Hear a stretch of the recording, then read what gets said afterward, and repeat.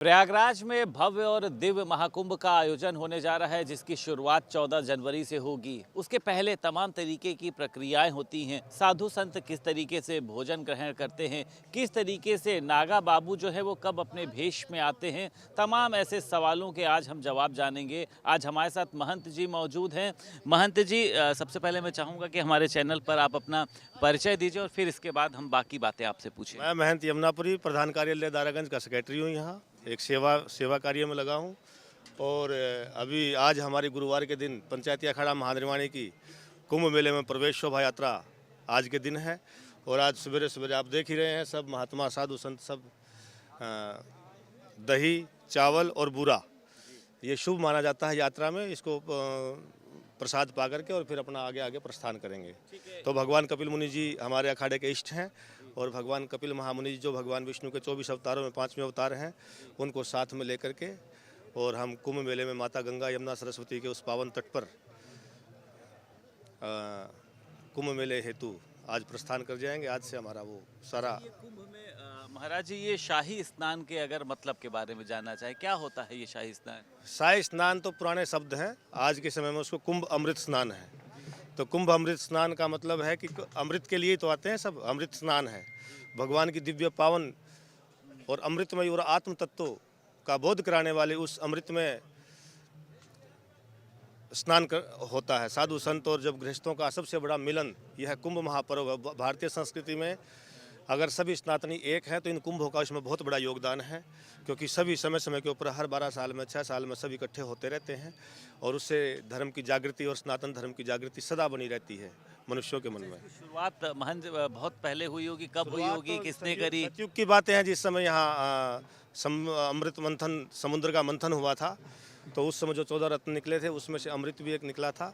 और उसी में जहाँ जहाँ अमृत की बूंदें छलकी वहाँ वहाँ इन उचित ग्रह नक्षत्रों के उपस्थित होने पर तब यह महाकुंभों का आयोजन होता है, जहां उस दिव्य समय के अंदर दिव्य भावों के साथ में जो डुबकी लगाता है उसकी वो समस्त मनोकामनाएं पूर्ण होती हैं जो पुराणों में वर्णित है। जैसे आपने अभी कहा कि अमृत स्नान, तो इसमें साधु संत और अखाड़े के ही लोग क्यों करते हैं? ऐसा नहीं है। सबसे पहले साधु संत स्नान करते हैं। वो इसलिए करते हैं क्योंकि जब साधु संत नितांत एकांत वनों में रहते हैं, त्याग तपस्या और व्रत आदि के द्वारा जो कठोर और दिव्य पावन ऊर्जा को अर्जित करते हैं, जब वो माता गंगा में डुबकी लगाते हैं तो समस्त अपने तपोबल को माता गंगा को समर्पित कर देते हैं, सारे पुण्यों को वहाँ समर्पित कर देते हैं। और उसके बाद गृहस्थ समाज जब स्नान करता है तो वह उस दिव्यता को ग्रहण करता है। माता गंगा के साथ में संतों की नहाने से संत अपना सारा तपोबल वहाँ, संत जब डुबकी लगाते हैं महात्मा,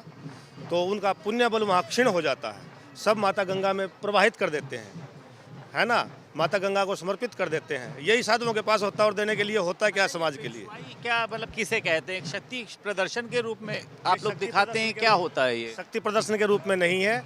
यह जब पहले पुराने राजा महाराजा, जब हमारे सनातन धर्म का एक रूल है, एक नियम है कि धर्म सत्ता का सम्मान राज सत्ता सदा से करती आई है।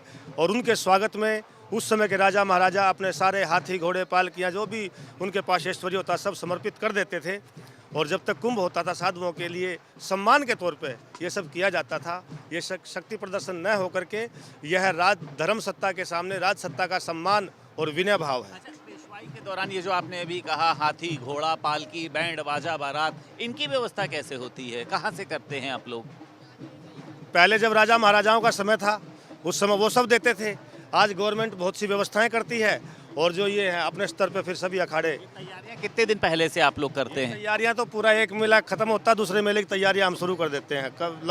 लंबी तैयारियां होती हैं। योगी सरकार ने पेशवाई का नाम नगर प्रवेश किया, शाही स्नान का नाम अमृत स्नान किया, इससे आप लोगों को लगता है कोई फर्क पड़ा है, कोई मतलब है? क्या राय है आप लोगों की? देश के आदरणीय और माननीय मुख्यमंत्री जी ने जो अखाड़ों की इस मांग को पूरा किया है कि इन नामों को परिवर्तित किया जाए, क्योंकि हमारी किसी भाषा से कंपटीशन नहीं है। हमारी भाषा संस्कृत और हिंदी अपने आप में परिपूर्ण है और समृद्धशाली है, तो उसी में नाम हमारे पास पर्याप्त हैं। तो इसमें कुंभ अमृत स्नान जो उनका किया गया है वो उसमें इतिहास भी है, उसमें उसकी पौराणिकता भी है और उसमें दिव्यता का सारा दर्शन होता है। महाराज जी, शाही स्नान को लेकर अलग अलग अखाड़ों का समय होता है, तो क्या ऐसा इसलिए होता है कि अखाड़ों में भी एक वर्चस्व की लड़ाई देखी जाती है कि कौन अखाड़ा बड़ा है, कौन अखाड़ा छोटा है? ये वर्चस्व की लड़ाई नहीं है। ये सभी के अपने अपने इष्ट और आराध्य होते हैं और सब क्रमानुसार अपने उसी हिसाब से जो साधु संतों ने निर्णय किया है आपस में, वो सब पहले से पर तय होता है कि शाही स्नान में सबसे पहले कौन सा अखाड़ा स्नान करेगा?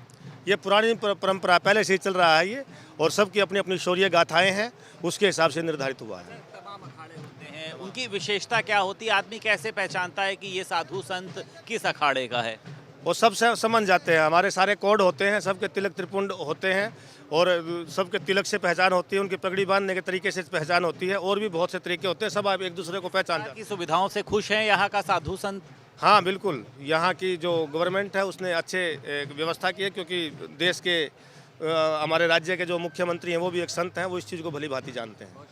ठीक, धन्यवाद। हमारे साथ महंत जी मौजूद थे, किस तरीके से उन्होंने एक एक बारीक बातों को बताया कि किस अखाड़े की क्या विशेषता है, और उसी के साथ साथ मैं पीछे की तस्वीर भी आपको दिखाना चाहूँगा कि ये तमाम जो आप पीछे साधु संत देख रहे हैं, जो पंगत में बैठकर एक साथ भोजन कर रहे हैं, ये सभी साधु संत अभी भोजन करने के बाद अपने जो ये कहा जा सकता है कि भेष में आएंगे, यानी नागा साधु बाबा के भेष में आएंगे। फिर यहाँ से एक जो यात्रा निकाली जाएगी, नगर प्रवेश यात्रा, जो महाकुंभ के छावनी में प्रवेश करेगी, और उसके बाद जब प्रयागराज का महाकुंभ का शुरू होगा, उसके बाद शाही स्नान की जो तमाम तैयारियां हैं वो शुरू होंगी। सामने भी आप देख सकते हैं कि तमाम साधु संत यहाँ पर मौजूद हैं, और अब भोजन करने के बाद ये सभी अपने शरीर पर भस्म धारण करेंगे, अपने भेष यानी नागा भेष में आकर अभी जो यात्रा निकलेगी उसमें शामिल होंगे।